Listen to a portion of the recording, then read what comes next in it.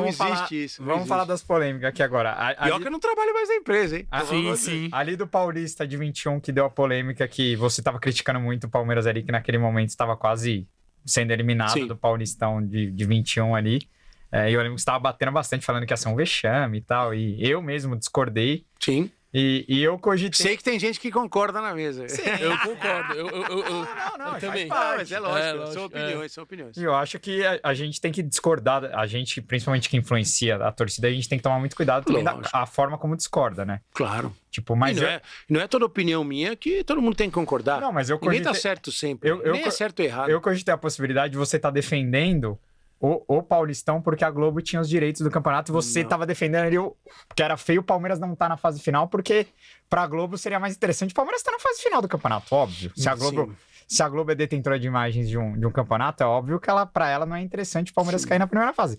Mas ali, naquele momento, eu enxergando os interesses do Palmeiras, eu não achava tão absurdo, porque o Palmeiras vinha de um calendário, cara, massacrante, e Mundial, e Covid, jogando com o time cheio de moleque, e, cara, a federação botando derby entre final de Copa do Brasil, jogamos uma Recopa, 2 dias depois já teve clássico contra o São Paulo, enfim, aquele Paulista foi...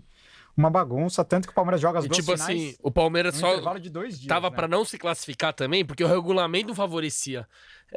Que era aquela... que até hoje, né? Aquela primeira fase que sobe os 2 do primeiro grupo. Só que o Palmeiras, pra variar, tava no grupo que pontua mais... Exatamente. Na pontuação geral, ele tinha time ele com tinha condições. uma campanha pior tinha mais classificando, isso né? também. Assinou o regulamento, não assinou? É verdade, mas eu concordo.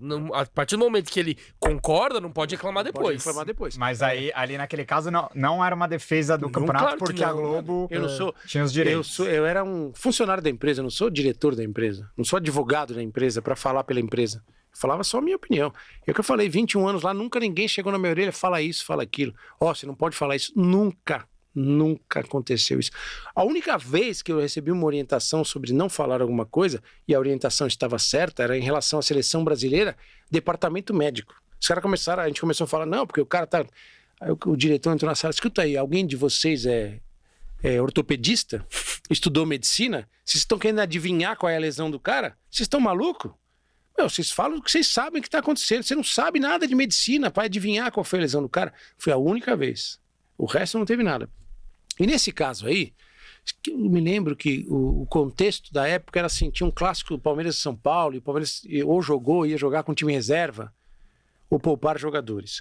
Eu tenho um conceito, falei até recentemente sobre isso, na época da estreia do Palmeiras na Libertadores. Eu acho muito ruim quando troca o time inteiro, troca 7, 8 caras. Eu acho que estraga o jogo. Estraga o time, estraga o jogo. Direito do treinador, entendo. Sim. O lado do cara que treina lá todo dia. E hoje você tem os caras monitoram online o que está acontecendo com o jogador. Aquela armadura que o cara usa por baixo do uniforme, aquilo manda online. O cara tá sabendo se o cara tá se desgastando. Sim. Não é aquele que acabou o jogo, eu baixo aqueles dados e vou estudar, não. Ele sabe durante o jogo. Então, eu respeito total pela ciência. Só que é uma questão minha, como consumidor de futebol. Eu acho que se você vai para um jogo e tira 8 caras, você desfigurou seu time. Eu não gosto dessa situação. E acho que às vezes os times grandes têm uma relação com o estadual, principalmente quando é clássico, essas coisas que eu não acho legal. Vou poupar aqui, vou poupar ali. E quando eu uso a palavra vexame, que talvez seja uma palavra muito forte às vezes, né? O meu raciocínio em relação ao Campeonato Paulista é o seguinte: o Palmeiras, o Corinthians, o São Paulo e o Santos hoje está numa situação muito mais difícil financeiramente. Talvez ele não seja para o Santos isso hoje. Mas Palmeiras, Corinthians e São Paulo, no atual momento, eles têm a obrigação de chegar na semifinal. Por quê? Porque o campeonato é feito para eles chegarem na semifinal. Eles não estão nunca no mesmo grupo. Você acha que é por quê? Porque o cara achou legal isso?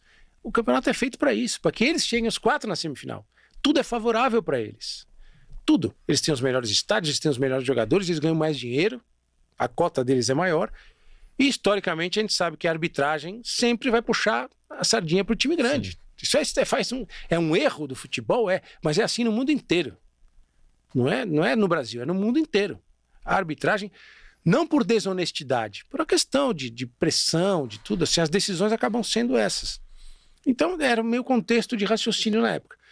Curtiu a resenha? O link para você ver a entrevista completa está aqui embaixo na descrição. Não se esqueça de se inscrever no canal de cortes e no nosso canal principal. Avante Palestra!